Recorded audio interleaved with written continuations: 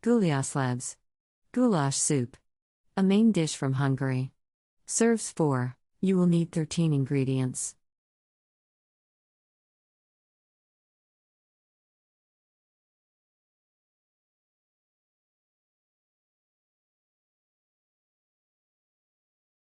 Step 1.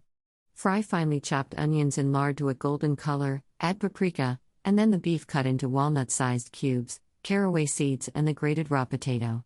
Cover and simmer for about 10 minutes, stirring occasionally. Add tomato puree, half cupful of stock, simmer till meat is nearly done. Then add the remainder of stock and bring it to a boil. Step 3. Add potatoes cut in small cubes. If available, add some sliced green pepper to the goulash.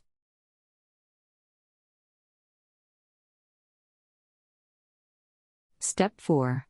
Genuine Hungarian goulash soup is garnished with csipetke.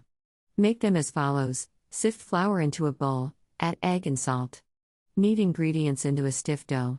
Flatten between your palms and pinch into small, bean-sized pieces. Add to the Gulyásleves